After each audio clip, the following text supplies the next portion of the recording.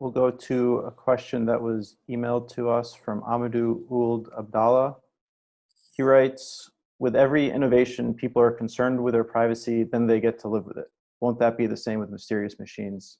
So asking, will people just be accepting of these new machines in the future? This is a question that I've grappled with a lot over the years, and I always want to be the optimist in these regards, and I think I have reason to be optimistic here because the debate around privacy that we're seeing today feels different to the debate a few years ago. It feels like perhaps there has been an inflection point on a broader scale. And that has been very much prompted by some of the technologies that I write about and that I feel are most concerning.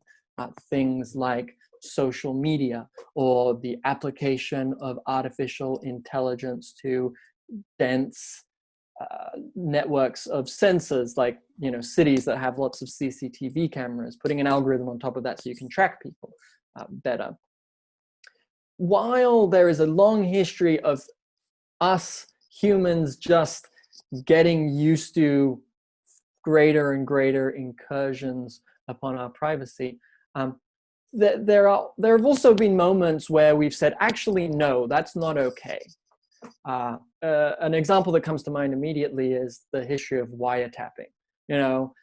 Pretty soon after the advent of the telephone, law enforcement agencies figured out how you could literally physically tap into the cables and listen in on whatever conversation you want. And in the United States and in most other countries, there was a pretty universal rejection of that possibility. And that is why there are strict warrant requirements for phone taps today.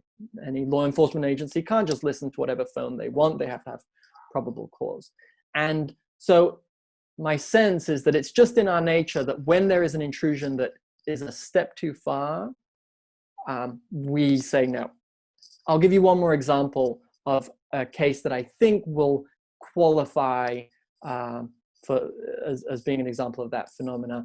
A few months ago, thanks to the reporting of a reporter at the New York Times, Kashmir Hill, it came to light that there was a company, Clearwater AI, that had developed a very powerful, probably black box AI system that could take any picture that a police agency gave them and run it through this algorithm that would match it to publicly available pictures on the internet. So you walk past the CCTV, the police want to know who you are, they run it through the system and it will match with your Facebook profile, right? Billions of images in this database. And very quickly there was a across the board rejection of the sort of prudence of employing this technology at large, especially employing it in the absence of very strict controls. You saw congressional inquiry was launched, op-eds, a lot of media action around it. And so that, again, felt like a case where people said, actually, no.